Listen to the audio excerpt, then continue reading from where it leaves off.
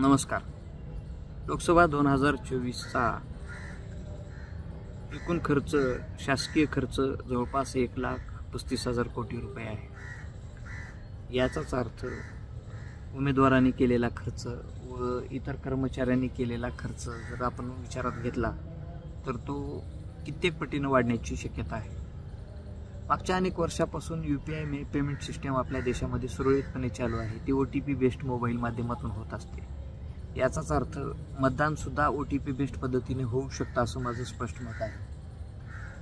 आणि तुम्ही जर मतदान प्रक्रिया जवळून पाहिली असेल तर जवळपास 20 ते 25% लोक आजही कोणाचं तरी ऐकून मतदान करत असतात. आणि मग जेव्हा ते मतदानाला येतात तेव्हा त्यांनी फक्त नंबर पाठ करून आलेला असता आणि तो नंबर मग ते 1 नंबरला मतदान करणार, 2 नंबरला मतदान करणार इत्यादी प्रक्रियेमध्ये असतात. बऱ्याच वेळा BCU 2 असली की 2 नंबरचा BCU जे हाताला असतो आणि मग ते त्यांना खरं तर 1 नंबरचा आणि 2 नंबरचा डाव्या BCUच्या वर मतदान करायचं असतं, पण ते कळत नकळत उजव्या BCUवर मतदान करून जातात.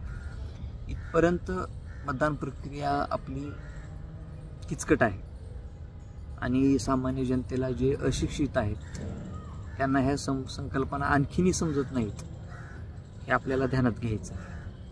मग त्यापेक्षा प्रत्येकाकडेच आज मोबाईल झालेला आहे.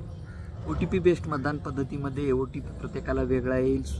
कुटुंबातील नक्कीच व्यक्ती चर्चा करतील, हे आम्हाला माहिती आहे. मग आज ते करत नाहीत का? ते आजही करतात. परंतु हळूहळूपणे लोकांच्या मतदान प्रक्रियेमध्ये विश्वास वाढेल. वैयक्तिक स्वतः मतदान करण्याची पद्धती त्यांना समजून येईल. त्याचबरोबर आज जी मतदानाची टक्केवारी 50, 60, 70% आसपास रेंगाळत आहे ती कदाचित 80, 90, 95% पर्यंत जाण्याची शक्यता आहे असं माझं स्पष्ट मत आहे. आणि एक दिवस पुढच्या 10 वर्षानंतर असा येईल की 100% मतदान झालेलं असेल. जर ही संकल्पना एवढी सोपी असेल तर आपण का उपयोगात न आणायला? एवढ्या कर्मचाऱ्यांची तारांबळ, सिस्टीमचे पळापळ हे वाचवण्यासाठी शासनाने OTP बेस्ड मतदान प्रक्रिया मोबाईलवरून सुरू केलीच पाहिजे असं माझं स्पष्ट मत आहे. काही खरंच अवघड नाही. आपण मागच्या अनेक वर्षापासून UPI पेमेंट सिस्टीम राबवत आहोत.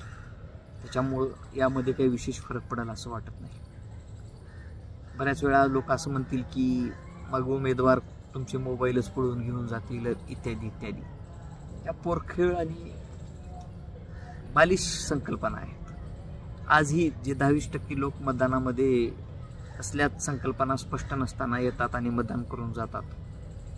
उलट त्यावेळेस असं होईल की प्रत्येकाचा मोबाईल स्वतःकडे असल्यामुळे तो गुपचूप कुठंतरी जाऊन मतदान करून मोकळा होईल आणि त्यांना सांगेल मी तर मतदान केलं की. तो कुठेही थांबू शकतो, त्या दिवशी मतदानाच्या दिवशी गायब होऊ शकतो आणि स्वतः मतदान कुठूनही करू शकतो. याचाच अर्थ लोकशाही प्रगल्भ होण्यासाठी प्रत्येकाला पूर्ण स्वातंत्र्य देण्याची पद्धती राबवायला काही हरकत नाही. म्हणून शासनाला, प्रशासनाला आणि सर्वांनाच माझी नम्र विनंती आहे की त्यांनी मतदान प्रक्रिया ही OTP बेस्ड मोबाईलवरूनच सुरू करावी आणि जगाला एक चांगला संदेश देण्याचा प्रयत्न करावा की ज्यामध्ये अगदी कमी खर्चात प्रगल्भ लोकशाही रुजू होत आहे. 95%, 96% जर मतदान होऊ लागलं तर जगाला किती सुंदर आणि चांगला संदेश जाणार आहे.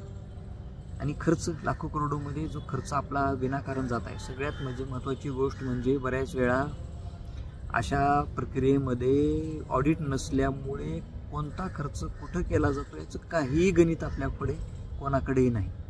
हा आवाढव्य ऑडिट नसलेला खर्चही थांबणार आहे. समाज माध्यमातील लोकांनी आणि इतर लोकांनी जनजागृती करण्यासाठी ही संकल्पना उचलून धरावी असं माझा आपल्याला स्पष्ट विनंती वजा संदेश आहे. धन्यवाद.